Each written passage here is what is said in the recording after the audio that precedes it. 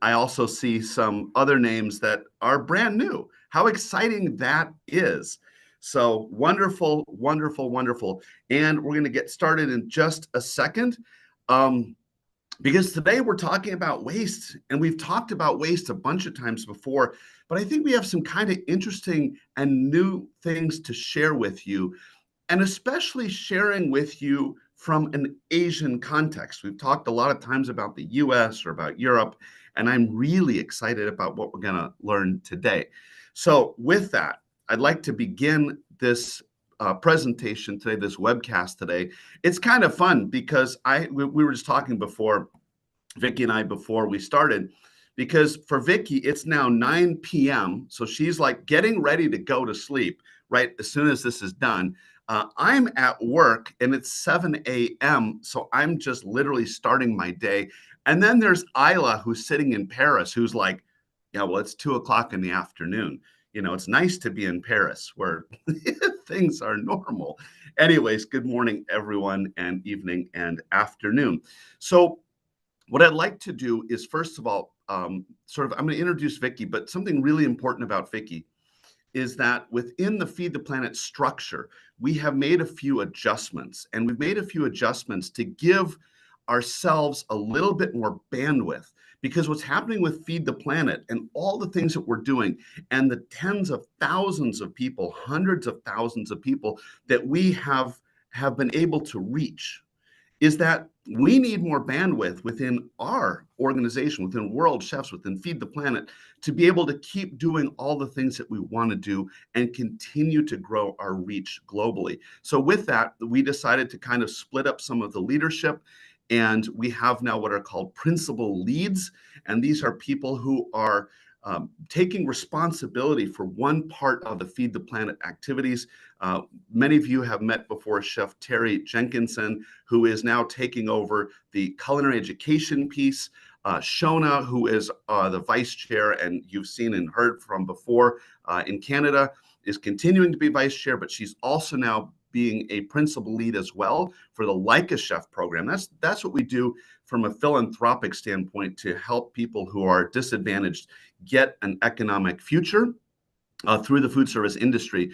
And then lastly, Vicky, we reached out to Vicky and said, would you be our third principal lead to really head up what we're calling our consumer facing, or the activities that we do that are not necessarily directed at professionals, but sort of normal everyday people. And the big program there is, of course, Food Heroes. And she's decided to say yes. So Vicky, I say a huge thank you for that.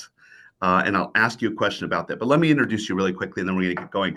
So Doctor, and it's really fun that we have a PhD with us today with a chef jacket. That's kind of unusual, you know that. But Dr. Vicky Leung is an assistant professor for the Bachelor of Arts in Culinary Arts and Management in the Technological and Higher Education Institute of Hong Kong. That's a really long title. She obtained her bachelor's degree in hotel management from the School of Hotel and Tourism Management at the Hong Kong Polytechnic University. She started to work in a kitchen in the one-star Michelin restaurant, Mandarin Grill and Bar, in the Mandarin Oriental, Hong Kong. She then rejoined the school to pursue a part-time master's degree in international hospitality management. But that wasn't enough for Vicky, because then she went on to get a PhD in 2019. And while she was doing that, this is, I mean, PhDs are hard, right? But anyways, while she's doing that, she serves as a chairwoman of the Hong Kong Young Chefs Club, a committee member of the Hong Kong Chefs Association, and Young Chef Ambassador Mentor of the World Chefs Association, or World Association of Chef Societies, World Chefs. And her passion in research helps drive her focus. And she looks at things like creative behaviors, kitchen management, human resource management, and food waste, which brings us to today. So Vicky, welcome. Unmute yourself, please. There you go. Thank you. Hello, everyone. Well, thank you for the introduction. I think Food Hero program is one of the activities that everyone, including us, should share with the like different people in like in our country, so we can actually share our passion and share our knowledge to the people, like normal people or kids, to nurture them. So well, I'm very happy to join this webinar. It reminds me about my first work in Chile, Santiago. So when I was a student, so passing through different years, I'm now climbing up to be like a assistant professor in the school for a bachelor degree in culinary arts and management. So I'm happy to share, what we did in the school. And I think nowadays there are more people, they have more education, more qualifications, and yeah, that is the way how they make it up for kitchen management, or to move up for uh, different part. I mean, they can select different jobs, as they want, in only they can be a management on, like manufacturing, like. So if you don't mind, I will share my Yes, and I was just going to say PowerPoint. that that Sure. Vicky has prepared a short PowerPoint for us to share what she's doing at the university and some of her research. And I think that's going to help us understand what you're up to, and then we'll sort of jump into some questions. So it is all yours, and take it away, Vicky.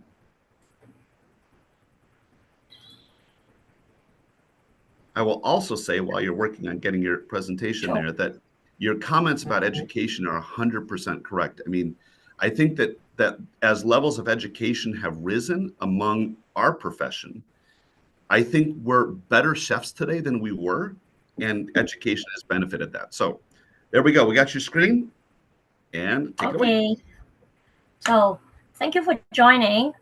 So as the topic, we want to talk more about ways to live, unveiling, transformative solutions. So well, I'm working in the school, and then I think 3 years ago, we approached by the president of the school, and then we want to form the team to see, we want to have some interdisciplinary research. So we have faculty from product design, we have faculty from hospitality management, we have faculties like we have program from culinary arts and management. We also have food science and technologies working on, food sciences related testing. So when the presidents get at us, what should we do for interdisciplinary research? And one is the hot topic is like food waste. Okay, so but when we talk about food waste, not so many people will understand. Oh, there could be waste from different industry. So take a look. There's circular economy is a very hot topic. When we have like a raw material go in, and then they will have like design. Let's say whatever raw material. Take an example like culinary. So you have like a raw meat, like a soil bean, let's say, and then you have to do some of the designs or what you want to do for design, menu development. There could be some of the raw meat that go to the production, to go to the manufacturing. They might send it out to supermarkets, for distribution, for consumption, right? And then all the way go to repair, reuse, and then all the way we will have the waste. Okay, and then for circular economy, the concept is we're trying to think about those waste. Shall we could able to reuse or upcycling the waste in order to recycle them throughout the circle? Okay, so that is why we are having a proposal 3 years ago to using a government for application on a government funds to establish a center. There is a center for for interdisciplinary research on food byproduct utilization. In short, we call it like seafood. Like in seafood, in Chinese character, if with Chinese pronunciation, it's like a master. Okay, it's like a like chef master. So it's like a senior. So we call this center as seafood. So we would like to try to collaborate with different faculties, incorporate like maybe culinary knowledge, incorporate with like maybe product design knowledge, or we can work with food. I mean, culinary arts people, professional. They can work with food science, professionals. So we want to work out some of the collaboration in trying to see how we may able to utilize some of the byproducts. In if we are not using those, they may become, they may go to the landfill. So we're trying to work on that. Besides like testing menu, testing recipe, we also have some consumer behavior research, um, to see whether those of the people they might like the new products. As you know, some of the new products when we're announcing the new product, some of the people may like it, they might able to accept it, but some of the people they might not. So and people need some time to understand um, why we call this is food byproduct but not food waste, because there are so many misunderstanding of food waste and food byproducts. So take an example here. Um, if you saw some kind of this, will you call it as food waste or food byproducts?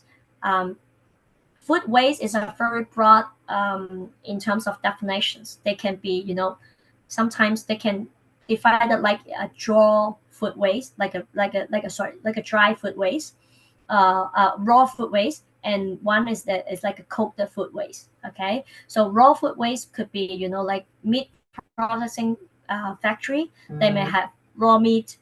They have some side. They have some when they cutting like a pork loin slide. They may have some end cuts, right? So those are the food byproducts, and they also have some could be some like say soil, for some cooked food waste. There could be some like okara. So when they are using a soil bean to make a soil milk, they will have some okara. So okara could be a cooked food waste. And then they have some discarded vegetables. They don't really look very good. And they may have some destroyed vegetable that no people may want to buy from the market. So they have been, go to the landfill. And we have like a brewer's bank grain from beer, sake, whatever wine, they also like a Chinese medicine herbal tea. When they make the herbal tea, they will have some leftover. Then they have some other mushrooms, and then also eggshells from the industry. So when we see these kind of photos, sometimes people will say, is it a way to upcycling those? It depends. Sometimes food waste can become from restaurant. The food waste from like the leftover from the customers. They cannot finish the meal. They have some leftovers, so we call this as food waste. And some part of food waste they can be come from the kitchens. When people cook, in the kitchens, they have some leftovers from the cutting, like some trimmings, and we also go to the beans. We also have some juice company. They are making juice from the manufacturing, so they have some fruit peels like orange peels. They have some apple pomens. They have some other pineapple from the pineapple juice, right? Or carrot from the carrot juice. So there's a lot of products that in our industry or in like around the world that may not be used. So we are trying to see whether we can work on some research to see whether we can make some of the products. So the center itself, we try to aim is to have two ways for research deliverables. The first one is edibles. So we can make some of the product which is edible, another product which is non-edibles. So because we have product design faculty members, so we are also able to say like a coffee grind from a coffee machine. They can like making some of the takeaway lunch box. Also, they can use some of the eggshells. to mix with MLA. They can also making like a spoons, okay, like a spoon and fork. So so one of the labs that we are able to share now is like a food product development lab, because we are chefs, right? We want to know more about edible products that we can make from the food products. So food products, let's say okara, they have a very very good in nutritional value, high in fiber. So normally we dry them and then we blend it. We can make it into powder, so we can save it for a longer time, shelf life, longer shelf life. But if we're not able to dry them and powder them, um, for well, let's say for like 10 kilo of okara, 10 kilo of okara, um, when we drying them, we powder them, we can actually able to get like uh, around 1K of soybean powder, like okara powder.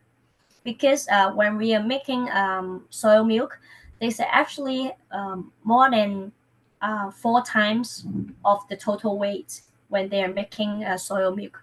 So let's say if we put 1K of soybean in making like a soy milk, so they have like 4 kg of soy okara came in from the byproduct. So once we dry them out, they can actually have extract all of the water. So that's actually the volume is much more or less. And for okara, we cannot keep it. We have to keep it into freezer. We cannot keep it like into the fridge for 4 days, 5 days, 6 days. The smell will gone bad. It will gone sour. Okay, so when we are handling these kind of food products, we have to like dry them, powder them, and then we can use of for upcycling. But we have to have a very short time in handling this kind of product, because otherwise, if you have a big freezer, you can freeze like 40 kg of a soil, like soil plum.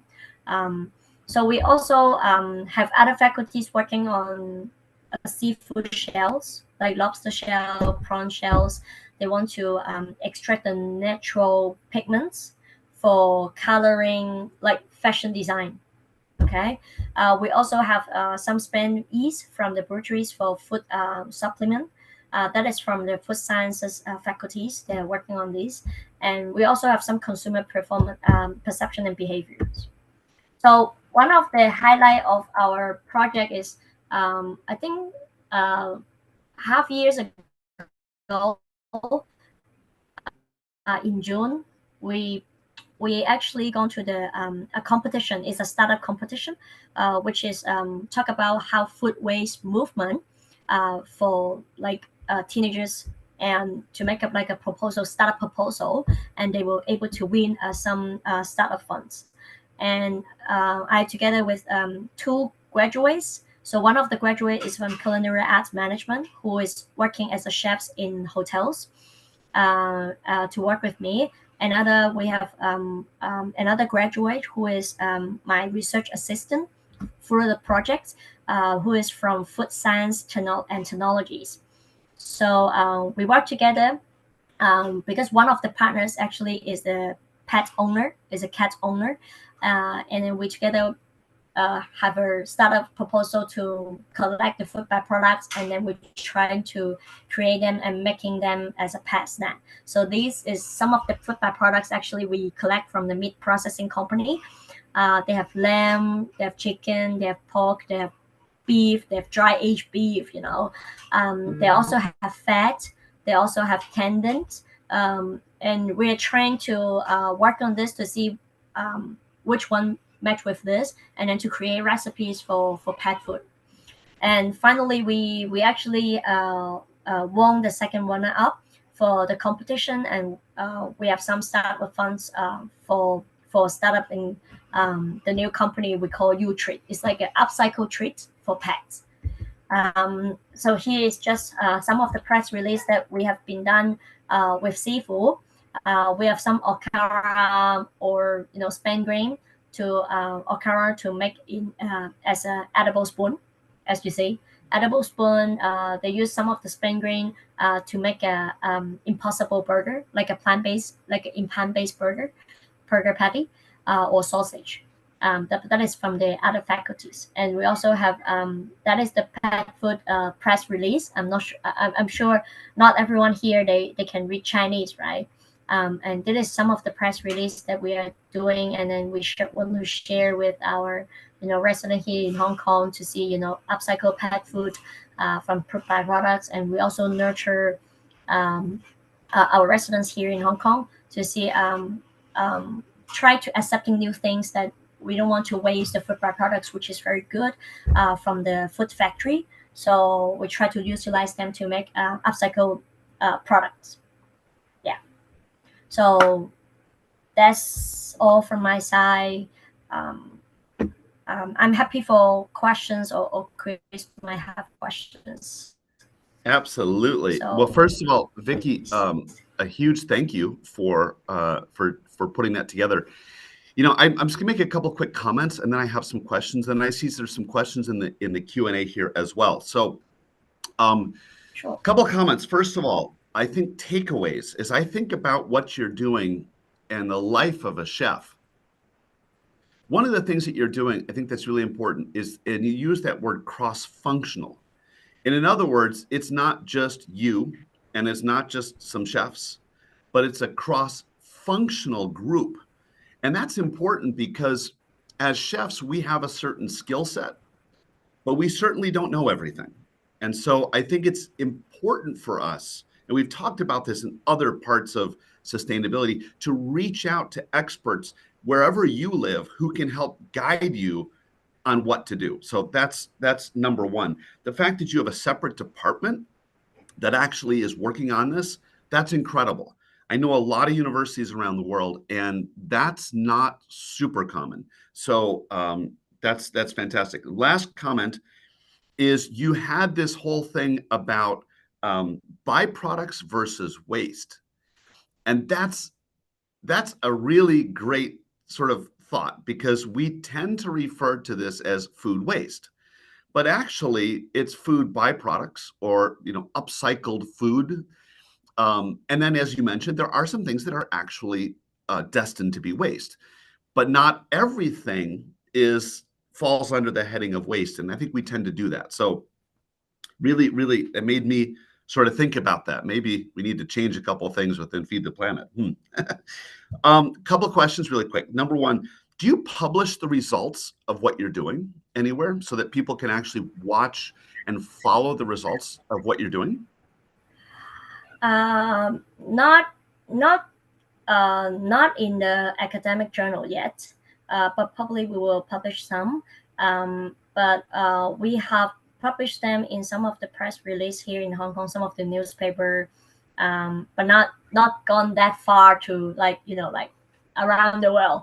But I think that is a good practice for them, even though we are now still nurturing the food factories here in Hong Kong, because sometimes um, it's not everyone might able to give out their waste. I mean, what they thought is waste, or what we thought is like a byproduct to someone else, even though they might just dump it. You know what I mean.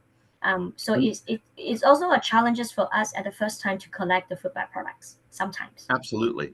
So a couple Yeah. thoughts here. Number one is, it would be interesting if you sort of put those results onto your website so that people could maybe check it out, or maybe send us also at World Chef some of your key findings, because again, Feed the Planet, it's all about education to help us change what we do. My last question, and then there's some good questions here, is you talked about pet food, and I think that this is a really interesting sort of way to think about what we can do with byproducts in the food world, because people treat their pets like children. Um, in terms of restaurants, is that doable at a restaurant level, or do you run into? I mean, I think about the U.S. There's all kinds of regulations around pet food. What are your thoughts? Um, so to be honest, why we're thinking about pet food, because when we are thinking about utilizing the food byproducts, if we are making upcycle products for human, we first in Hong Kong we have a licensed food factory. We did not think too far because some of my research assistants are just a graduate from the school, and then and one of the partners from the team actually is a cat owner, and we feel like in Hong Kong we don't really have um like a policy to like to governance like, oh, for pet food is not they not necessarily came from a licensed food factory, so there's still some of the way for them to be, I don't know, maybe sometimes they will change it, but I think that is the way for them to see, even though we are serving our pets, but we are still collecting a good quality of food byproducts. We are not collecting the food byproducts from the wet market, from restaurant at the moment. No, the first beginning of our concept is just licensed food factories. Could be meat processing company, could be pastry company for the eggshells. Even though we can blend the eggshells to add this like a supplement for like, like for adding to the food, you know. So like calcium. Okay, but there's still some of the way for us to see, sometimes people treat the pets as kids like babies, and they don't really want to have salt, sugar, just original flavors. And I think that is the way how we thought is a good way to do it, because as a chefs, right, we were thinking, it's not enough seasoning for some kind of product and other products, da, da, da. But for pet food, we don't need to add, we just want the original flavors, and that's also is doable for our graduates, and it's also doable for when we are handling a lot of food byproducts, and we can try to make sure that they have a good quality of the products. So why we are not thinking to work with restaurants, because chef is busy, I know. I think there's still some challenges for us to work with chefs. I know some of the hotels, some of the restaurants, they have different recycling bin, or some of the bin to collect food peels. We also work with restaurant, one of the NGO company. We are collecting the eggshells. So their company, they actually wash the eggshells, and then to keep the eggshells in the freezer, and then to save it for us. And I think if company need to do it some sustainable ways, in collecting some of these products, I think chefs or some of the employees might spend some of the time in, separating things in fruit peels, da da da. They may have a lot of different bins to collect those food byproducts. I think it's doable, but I think still have, well, it's not very common in Hong Kong. I'm not quite sure if in other country, but if yes, definitely they can collect it from the restaurants. So this is a great opportunity for World Chefs to lead. And when I say World Chefs, not the organization, but all of you who are part of World Chefs, because I think about, like, wouldn't it be interesting if you could say on your menu, or let's say you're chef of a hotel, and you could say to everybody coming to the hotel, by the way, all of our eggshells is going to here, and we're taking our food waste, it's being turned into pet food under this brand. I don't know. I think there's something there, but Vicky, to your point, there's certainly challenges. All right, I'm going to go into some questions, and these are going to have to be like rapid fire responses because we're just about out of time. How long does Okara powder last in the freezer? Okara in freezer. Yeah. Well, normally I just collect. It depends. Every day I just collect one company, and I just able to collect 40 kg per day.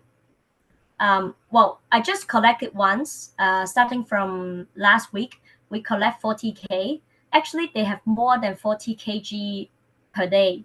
But for me to handle it, we can only handle it like 10K per day, or for 2 days, because we use a freeze dryer to freeze dry the okara or dehydrator.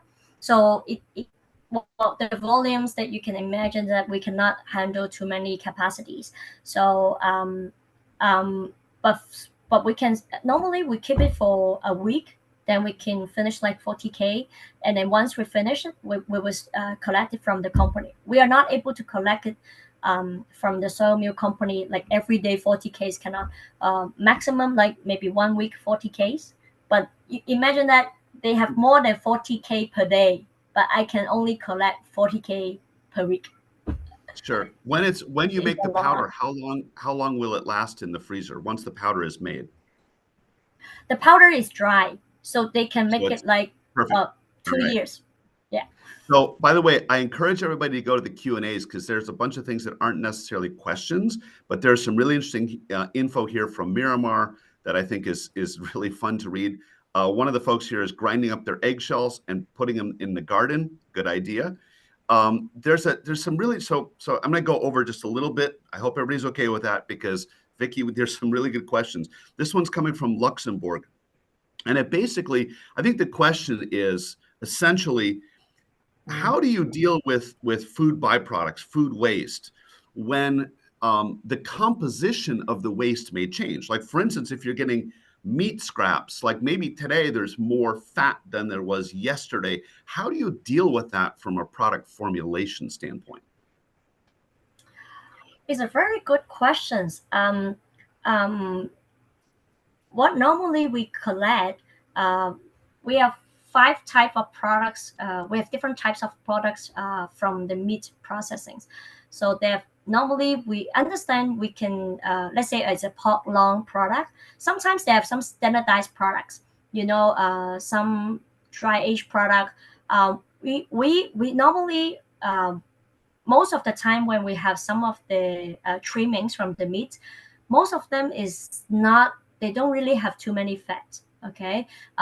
They may already separate them into a different containers because we do collect like lamb fat, like beef fat, like 10K of beef fat, 10K of lamb fat separately. So for the meat itself, we're able to identify which type of food, and especially in a whole case of the a box of the same kind of meat, normally is coming from the same cut. So let's say this pork is a pork loin trimmings. Another one is like a rib eye trimming. So it's still able for us to manage because it's a very big, like meat processing company is doing some of the meat processing for some of the company to have, like vacuum pack pork Sure. loin for the supermarket. Yeah. I think I So think it's still a quite very standardized. I think it's a really interesting question, though, and I think maybe part of that response also is, especially if you're doing it at an industrial level, you Mm. really have to work with the companies who are giving you the product to make sure it's has some consistency. We are so over time, but I just want to say that there's some quick comments here. Do you think there's a need in the future for food waste chef consultants for restaurants which don't have time for it? Vicky, I'm just going to answer this. Yes. Yes, I think there's something absolutely I there. think so. Um, and then there's a question here about software solutions for waste Yes, management. definitely. Those exist, and maybe Isla, we can post a few of those.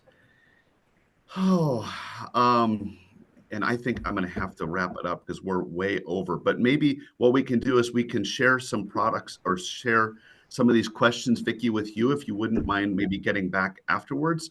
Isla, I hope that's possible because there are Sure, some really, there's sure. a question here Can. about halal and these, another about ISO. And so, yes, there's some great questions here, but we have to wrap it up because we're already over time. But I just want to say to those of you who have the questions here, we will try to get back to you on this. Thank you for sending them.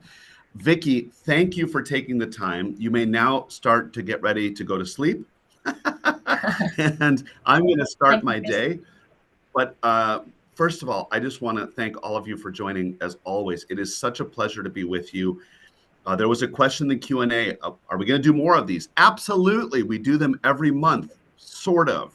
In December, we're not because it's, well, holidays and New Year and all of that, which means that I will see you all in 2024. And I wish all of you in the restaurant world a very busy season, which means you're making money. And I also hope that in all of that craziness of holidays and New Year, I hope you have time to spend some time with family and friends, because that's really what's very important in life. With that, Vicky, thank you. Ayla, sitting there in Paris, making sure it's all working. Thank you very much. And I look forward to seeing all of you in January. Bye bye, everyone. Thank you. Thanks. Thank you, Chris. Thank you. Thank you, Ryan. Bye bye, Thank Vicky. you.